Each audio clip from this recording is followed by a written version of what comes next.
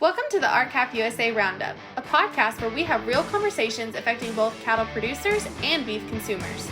We're your hosts, Jaden Moreland and Karina Jones. With that, let's get to today's episode.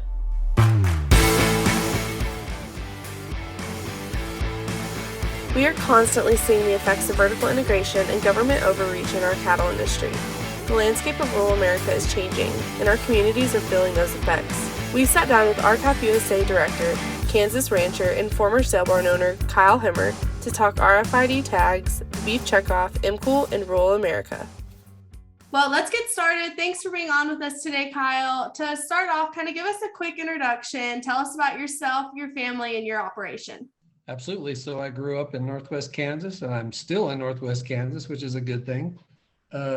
My family ran an auction barn for several years, and I purchased a sale barn from my dad eventually, but we've always had cows in our operation.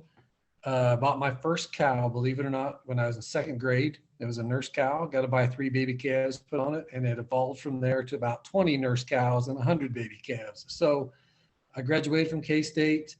I worked for Farm Credit for 2.5 years directly out of K-State, which was an awesome experience because that was the time of a lot of bankruptcies, a lot of troubled times for farmers. That would have been like 1986 to 1988.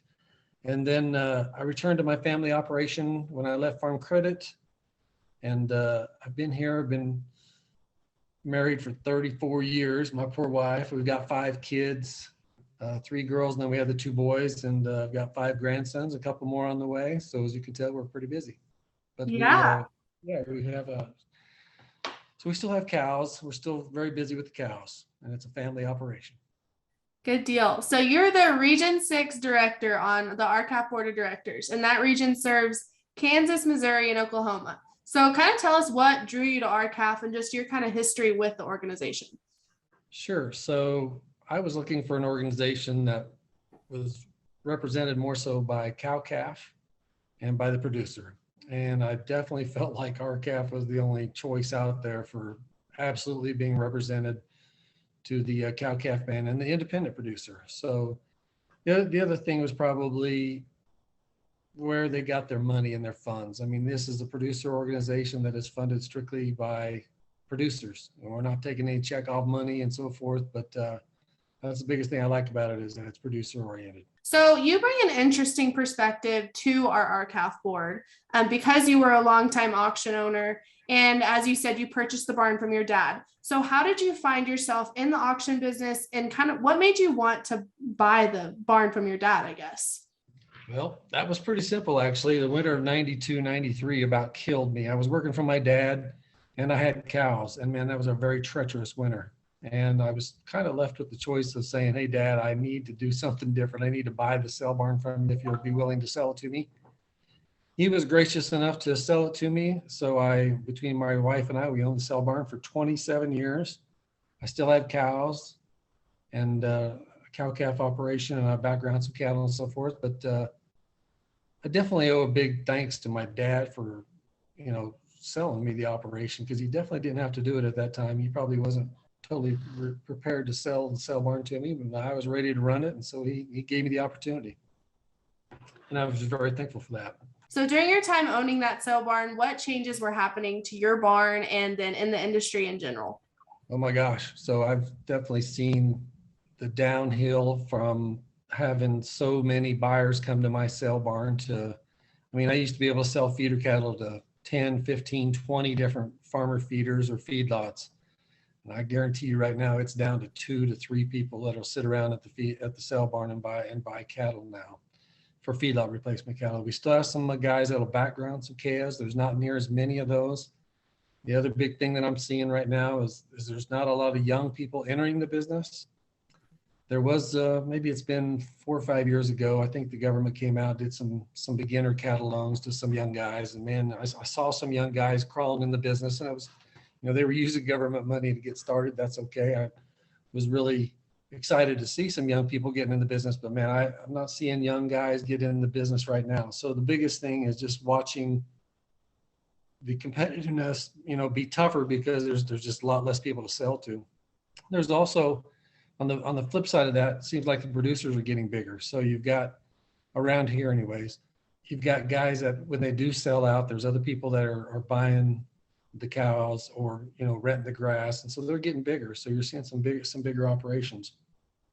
The other thing that I saw in my time was the coming of the video auction. So video auction started coming on, which created more competition for sale barns, which actually was pretty good. I mean, it made me hustle more and to get out, want to do more. So that was good stuff. Actually, I enjoy the competitiveness of the business and trying to get the most for people's cattle.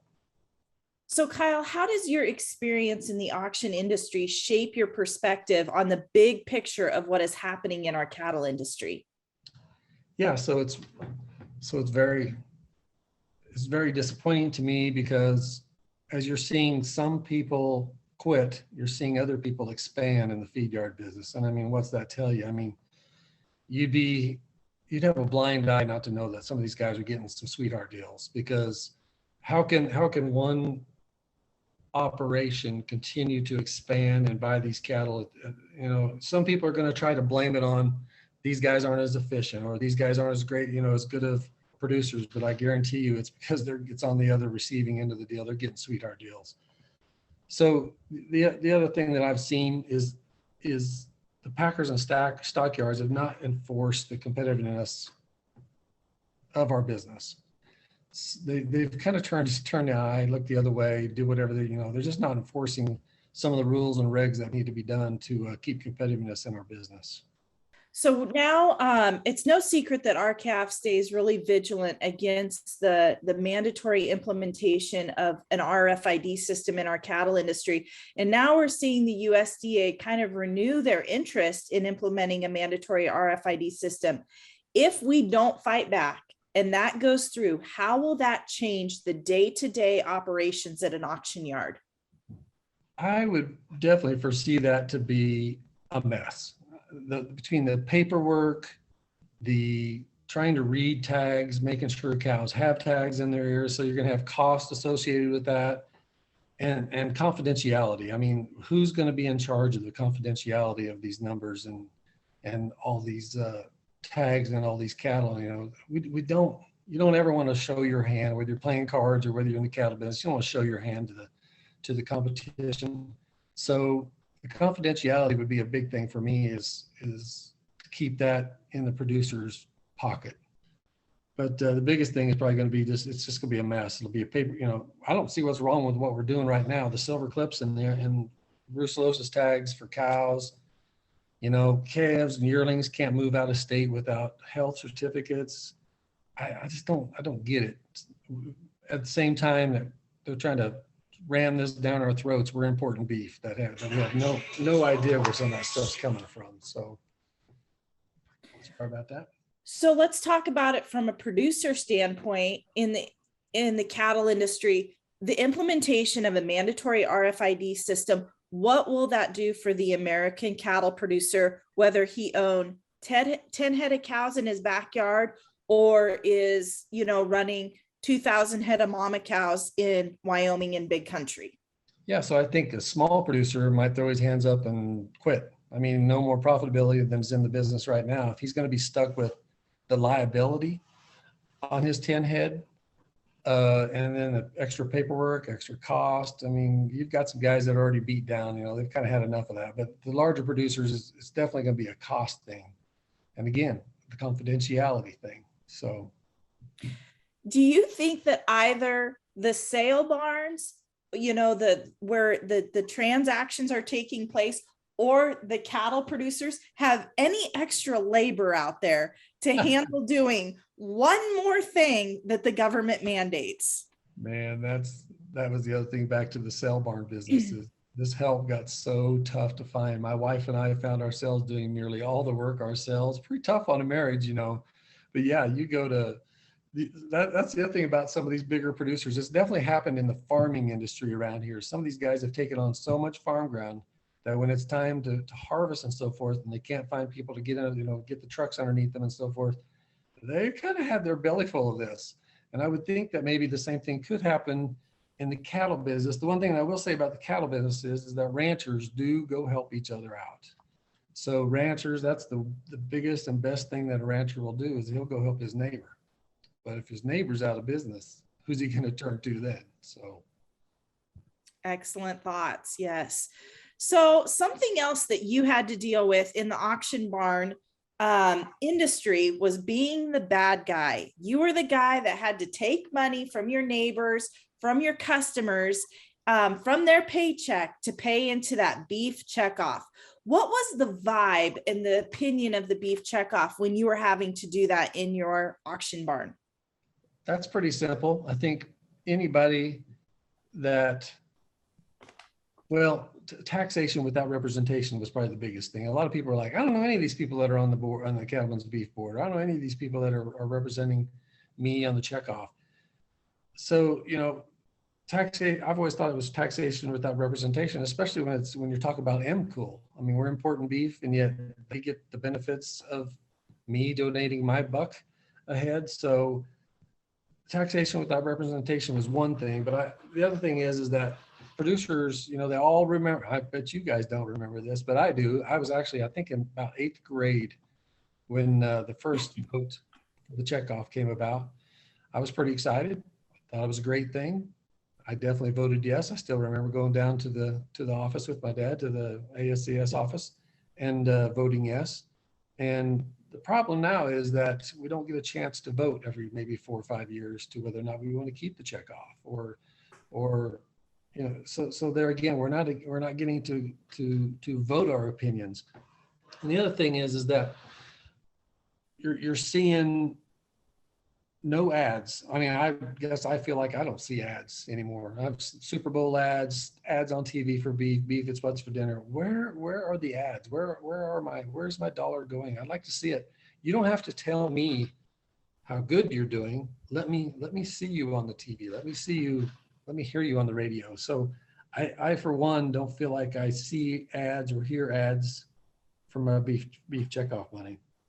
And then the other thing I would definitely question is, why is per capita beef consumption going down if you're doing such a great job?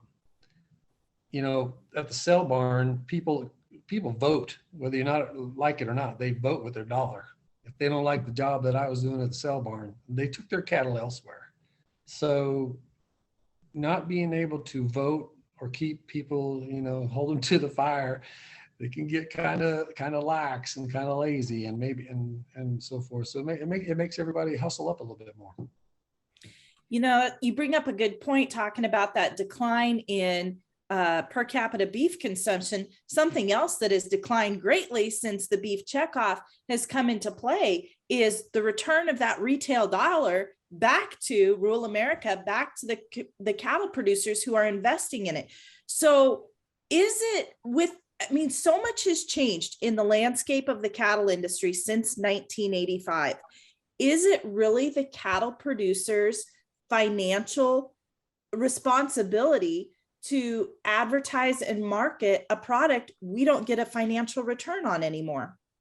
You know, I bet everybody, including you, if you had MCOOL even, MCOOL would make you feel better about your dollar a head checkoff going in there saying it's going to promote my beef, you know? So yeah, I have lots of problems with the beef checkoff, and in the same breath, I want to see a beef checkoff, or I want to see some money going out to promote my product. But I want it to promote my product, not just a product. Yep. So a lot has changed in our industry since 1985, but we have been held hostage to a program we have to fund that doesn't seem to want to change with our industry needs, right? Oh man, can you refresh my memory? Is it 87,000 producers that USDA says we have, and we have to get a certain number of people to sign for a referendum on a vote? I have a really. I think it's more than that, except we had to get a specific portion, and that's where the 80,000 came from, I think. So the USDA, according to the 2017 census, which was what we were taxed with having to meet, had, I think, 870,000 producers. We needed 10% of those producers to sign the petition. So giving us a target of 87,000 producers. And you're right, it was a tough hill to climb. I cannot imagine that there's 875,000 producers in America right now. And if there is, I understand the confidentiality thing, but in the same breath, USDA could implement the procedure to do a referendum on a vote. You're I absolutely, can see them not handing those people's names and addresses to a third party like RCAF or NCBA. But there's something built into the original checkoff that there was supposed to be a referendum every 5 or 8 years. I can't remember what it was exactly, but where in the heck is that? Where is my USDA? What these guys they act like they're working. Well, they don't act like it. They are working against us. It seems like at every corner. Sure would be nice to vote. That's all I've got to say. yep, you're right. And just to refresh all of our listeners, familiarity with the Beef Promotion Act of 1985, it was specifically written that cattle producers were to be, granted a occasional referendum, but it wasn't given a specific amount of years. So that's one thing. We are supposed to get a referendum, but when that will come, we don't know. The other thing is the Secretary of Agriculture holds the magic wand that can deny or allow us that referendum. He can wake up on any given Monday and say, the cattle producers of America, it is time to give you a referendum, whether there is a petition or not. And so the USDA has that power, they have that authority, and they've continued to deny giving cattle producers that really that right. The Beef Promotion Act says we have that right to that referendum. 37 years later, we still don't have a vote. And we have overturned one, if not 1.5 generations of cattle producers since 1985. Yeah, and I haven't done my homework, but let it be known that the beef checkoff is not the only checkoff that is having problems. I can't remember the other 2 or 3 people that are getting taxed without representation, but they would sure like to have another referendum, I bet, on their product. I can't remember what it is exactly, but absolutely, there are other commodities that are fighting these kind of the same red tape, and they're locked into paying their checkoff without receiving the representation they think that they are due. So that's absolutely right. We're seeing a menu of different legislative reforms being offered. Which of those legislative reforms are meaningful and kind of on your radar, and which of them are just kind of fluffy and make the lawmakers and lobbying groups feel good? It's pretty simple. So at the sale barn, I'm just a simple guy. I really feel like I'm a simple person. I'm transparent. I like the auction barn because it was simple. You bring the cattle in, what you see is what you get. Okay. It's right there in front of you. You bid what you want. There's no coercion. You do business and you go home. Okay. So for me, 50-14 was a no-brainer, because 50-14 was you buy 50% of your needed negotiated supply of cattle and pick them up within 14 days, and that's it.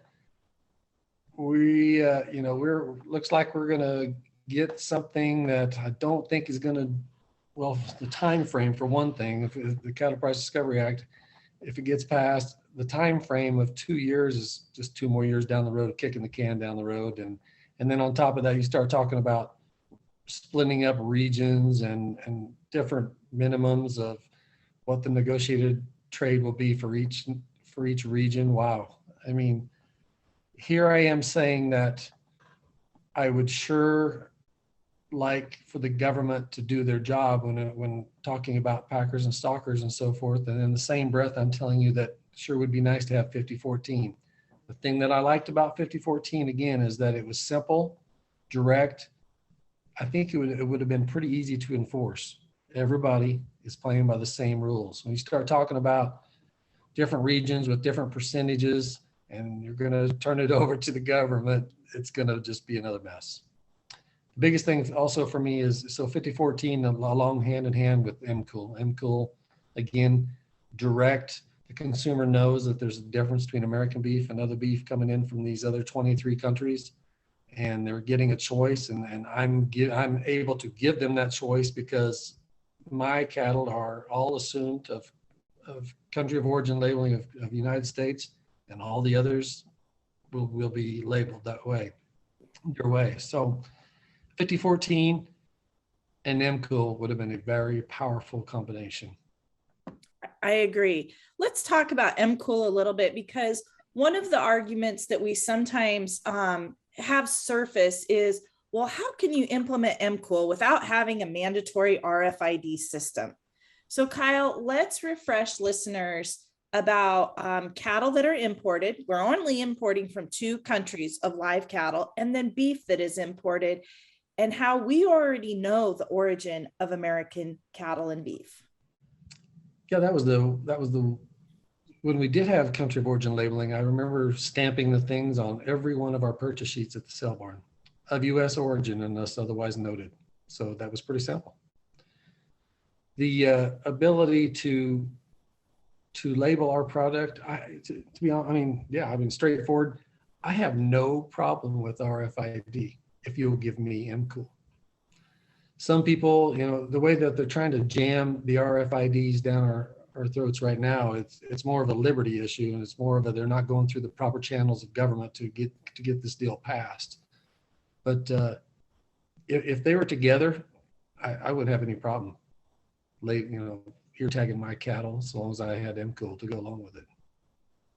That's my personal opinion. And that's totally valid. As it stands today, though, we've got our Mexican cattle have that M brand that come on them when they cross the border. The Canadian cattle have the CAN, the CAN brand come. So if your cattle are void of an M or a CAN brand on their hide, they're already presumed to be of domestic USA origin. And that is our burden of proof that the American cattle producer already has on our side. And then, as you and I know, when beef is imported into the US, it has its country of origin label on it.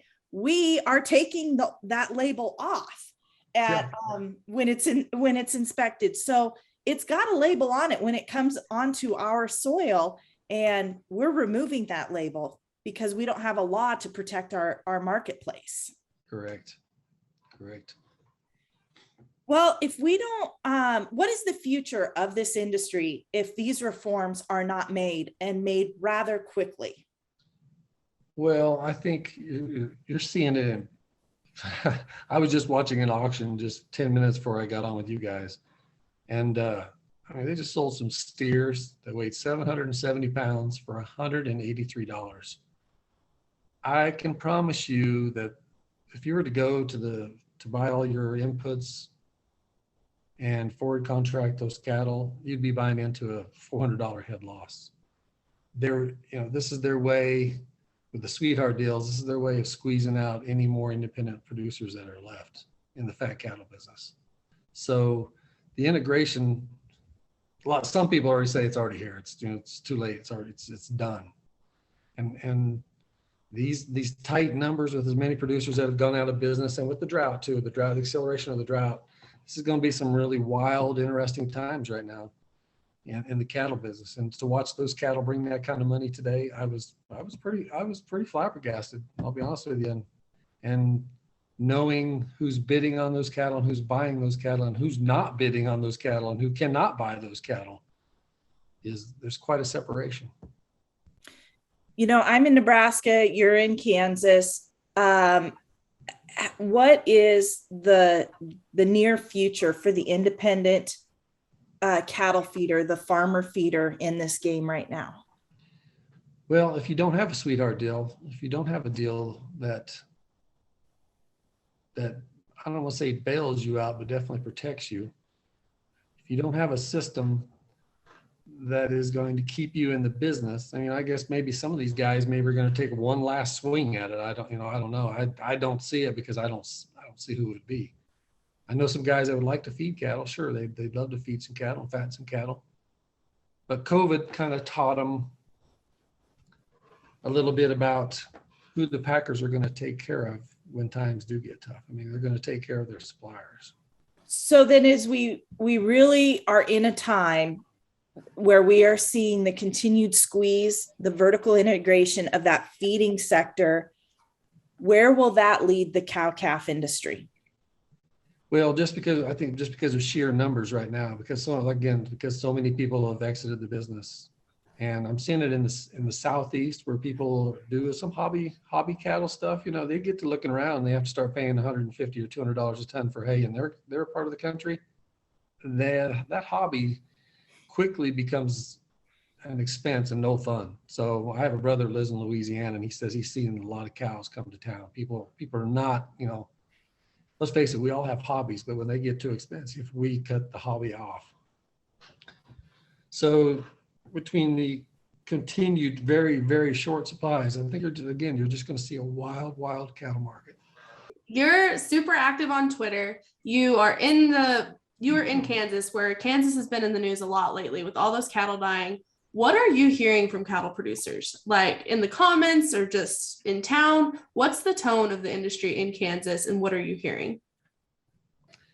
Well, right now in the area that I'm at, and it's a big area that I'm talking to people, is drought. I mean, two things. The grass condition is really tough and rough, and feed supplies are super, super tight. I might be out of the sale barn business, but I've had a lot of people, my old customers, call me looking for feed. And I'm like, oh, good luck. If you haven't carried over any feed, you're not going to find any feed right now.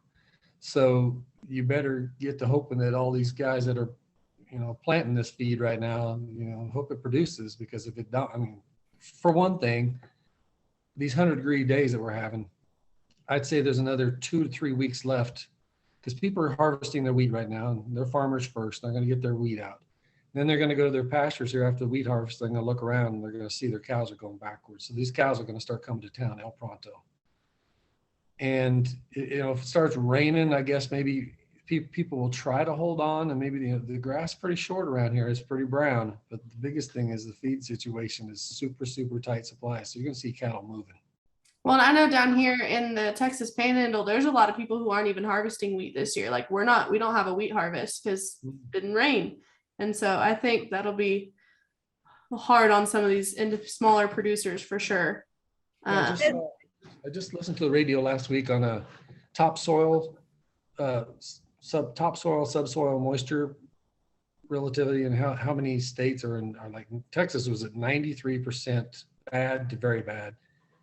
New Mexico was even worse, I think. Colorado's tough. Western Kansas, Southwest Nebraska is horrid. I mean, there's some really tough areas out here right now that there's going to be some cows move, because I doubt that, this is not the rainy season. We're just getting into the 1st of July. This will not be the rainy season unless the dear Lord changes something like that. But it's going to get rough. It's going to get tough. I'm included. I mean, I've got cows 50 miles west of me here that I'd say 10 more days I'm going to get them. So you have been through a lot of these drought cycles, and the drought right now, coupled with the market conditions and these crippling input costs, do you see America's cow herd rebuilding anytime soon? No way, no how. No. People are talking about $2 calves, 500 pounds calf at $2, and that's on a steer. So $180 heifer, let's say. So even if you average 190, that's $950 for a 500-pound calf. I ain't gonna cover too many of these expenses.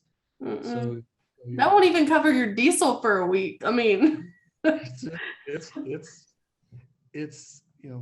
people don't want to talk much about food security as a national issue, but it sure as the heck should be, because the amount of cows that are going to come to town, if something doesn't change in the next 2, 3, 4 weeks, people are going to look around and go, what is going on? Maybe hamburger will get cheap in the short supply or the short run, but in the long run, no. And actually, we have been stuck in this liquidation pattern for 2 years. There's just no rebuilding and retention in sight. Correct. Yeah, I think the profitability would change that quite a bit. I mean, I would be willing to pay $200, $250 a ton for hay if my cows were profitable and I was making some money, and I foreseen that, I just need 1 more year to maybe get out of this drought. But when you have profitability in your hindsight for the last 5 years, that's been marginal at best. It's pretty easy to let go of those cows and say, so long, darlings. Because at some point, producers many of us have to fill in the potholes on our past balance sheets. And we're not looking to make money going forward. We're looking to try and clean up, some lost equity from the last few years and some lost money there. And so it's a very serious issue that, it gets exciting, days like today when you see the market reports, these yearlings and these weaned fall calves just going for the moon. But we've got a lot of lost equity over the last couple of years that we can't survive if we don't get these input costs under control. That is the truth. Yes. Yeah. Well, I think a lot of that is us as ranchers. We always are like, oh, next year we'll make up for it. Next year, we won't have drought. And that big ag plays into that. I think Karina and I talked about this on the last podcast. They're like, oh, we're going to have a great fall. Well, at some point, we have to have more than just, oh, next year, because there's not going to be a next year. You're pretty young to catch on to the next year phase. Good job. I hate to say this, but as tempting as this might be, and I'm not trying to be a Debbie Downer here, but even if the cattle business does get good, there's the economic factor of a recession that falls in here that, people I have found anyways, all my friends are this way. They'd rather drive than eat a steak. I mean, they'll give up food before they'll give up taking their car rides to go see their friends or what have you. So I hope a recession doesn't play in here, that people start picking and choosing and decide to not pick, meat and decide to, I just hope we don't run into a problem here. Yeah. So as we've talked about, our industry is just continuously getting harder and harder to stay in the fight and to stay in business. So what keeps you engaged and what keeps you involved in the fight, I guess I would say? Well, I've been in this business all my life, so I hate to see it go the way it's gone, and I sure would like to see it reverse and do something different. I'd like to see more producers. It's fun to watch young guys sell their first calf crop. I saw a young guy sell his first calf crop this last fall. Some big old buckskin colored Charolais Red Angus cross calves. They were fantastic calves. I sent him a text saying, wow, you did an outstanding job there. And he's super excited. Sure would be nice to see him stay in the business and keep that enthusiasm for our business and want to stay in the business and hope that he can stay in the business. Because let's face it, cattle are fun. I mean, to have cows is fun. It's a great outdoor sport. It could be a sporting event of some kinds. Definitely. But cows are fun. I mean, and it's family fun. I watch Karina. I watch other families spend time together with their cattle. They're out there working together. Sure would be nice to keep profitability in the business so we can all stay in it together. Yeah. I think you hit the nail on the head that with the loss of America's cow herd, we lose our greatest resource, and that's the human resource. And it's really hard it's going to be really difficult to recapture that. Very much so. And one of the sad things to watch, I mean, I'm seeing it today, bred cows, $1,000, pretty good bred cows, $1,000.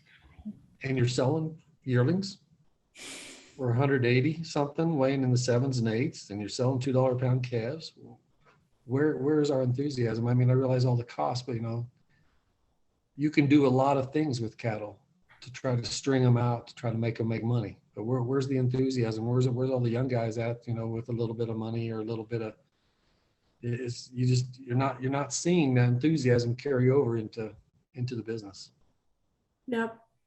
So before we switch over a little bit to a little bit more positive notes, is there anything that you have to add on industry talk? Not that I can think of. So other than the sell barn business, it was really tough for me to sell my business.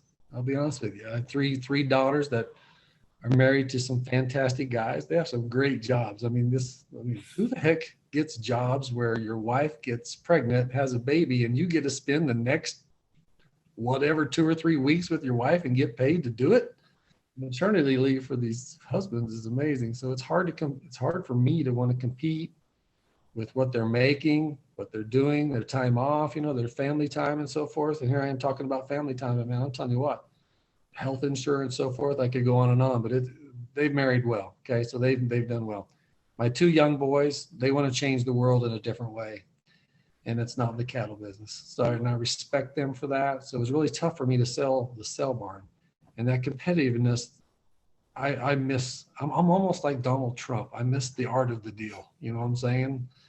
I missed some of those deals. I miss the competitiveness, and I miss a little bit of that. But in the same breath, I have spent a lot of quality family time with my grandkids. So, that brings me to another question, Kyle, that we haven't really talked a lot about on this podcast, but as we're watching an aging producer population, like you said, we're losing these young people going off to find better jobs, and you can't really blame them. How is that changing the face of your rural community of Oakley, Kansas, and your surrounding communities? yeah, so I am watching some older guys get out of the business because, they got bad knees, bad hips. It's just time. And they are in the same boat as what I'm talking about. I'm a little bit younger than they are, some of these guys, but they're looking around and all of their kids or grandkids, the grandkids don't know anything about the cattle, so they have no interest in it. And their kids have moved maybe and taken jobs in the cities and so forth. So I'm watching them sell their cows, and I am watching these cows and like I say, and the grass or the farm ground that goes with it go to some of these bigger operators, which I have no problem with. I mean, somebody's got to do it. Somebody's got to pick it up. So again, though, you're dealing with less people. It's one thing to have less buyers, but it's also one thing to have less sellers too. You've got less families taking a trip to town to get groceries at your local grocery store. You've got less, in the classroom. Less kids in the classroom, less moms and kids going to town to get a haircut. There is a trickle down effect to our rural communities. When the cows leave the land, the people leave the land. Absolutely. And I don't mean this in a bad way, but I'm going to tell you something about a big producer. And I don't care what business you're in. Big producers like to flex their muscles, and they like to try to get the deal. I mean, they want a better deal. They can get better deals maybe from people outside the community, or they can get better deals from people that are not vested into the community. So what I'm saying there is that they'll drive 150 miles away to go get cheaper, whatever it is. But yet the people back in their hometown, those are the people that do. They have the kids down in the school system with their kids, but more importantly, they're the ones that are supporting these community programs and things that you're trying to do to keep the kids, active and so forth. So just a quick side note, Oakley, actually, with my hometown here, has a theater, and it's run by the high school kids as a class through the high school. And it's pretty sad, actually, because, a little bit of it is they haven't come out with a lot of great movies either, but it's getting really tough to get people to go to the movies because there ain't nobody in town anymore. This town we're losing some population, just like everybody else. Shifting gears. So one of my favorite events of the year is coming up, our 2022 National Convention. And Kyle, I know I always enjoy hanging out with you and Barb and catching up. So tell our listeners, why should people come to convention? First and foremost, for me, the convention is you get to hang around with people that are like-minded of you in the business, okay? They desire all the things that you desire in the business, to stay in the business, profitability. They go through the same struggles as you do during the year. It's fun to talk to people about droughts, and maybe they had a super bumper year and they sold their calves for this, so forth. So the camaraderie of the convention is first and foremost for me. Then on the serious side note, there's the people that are brought in to do the speakers. Speakers are fantastic. I mean, I'm sure you guys have some great ones again this year. I've had some favorites. I mean, that professor last year with the antitrust, I mean, that guy was fascinating. I mean, I can't believe I sat still that good and listened to him that well. I didn't do that in high school, but that guy was fantastic. Yep, he was one of my favorites too. Yeah, we just released our speakers this morning, actually, in a press release. And so we've got some good ones. We've got Mary Hendrickson, who works alongside Professor Horton in a lot of different aspects. And so she should be really interesting. Okay, anything else to add before we close out? I have none. Okay. Okay, so then the last question we always ask our podcast guests, what is your favorite cut of beef and how do you prepare it? Oh, pardon me. So that's pretty easy.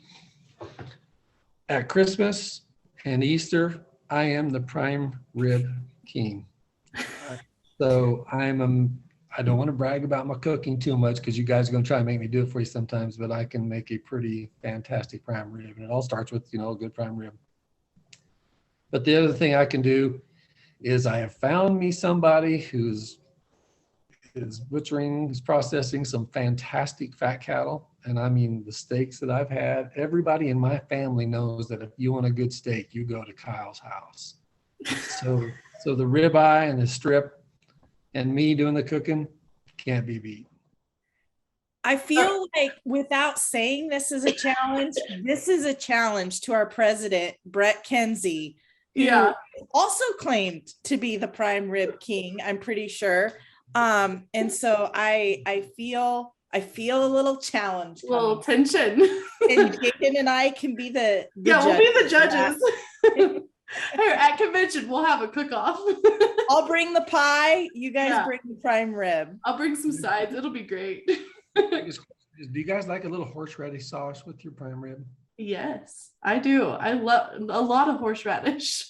Hey, I'm a shoe-in for this one. Okay, I'll be ready for the competition. Okay, it's happening. We gotta tell Brett. Thank you so much for joining us today, Kyle. We appreciate all of your insights and all the work you've done on behalf of the cattle industry. Kyle brought up some fantastic points on some of the major issues cattle producers are facing today. Stay involved and stay educated on what is happening in your industry. For more information regarding all the issues we talked about today, please visit the RCAP USA website. Stay engaged in the conversation by connecting with us on social media at RCAP USA on Facebook, LinkedIn, Twitter, Instagram, and YouTube. Thanks for listening to today's episode of the RCAP USA Roundup. To learn more about RCAP USA, visit our website, www.r-cafusa.com.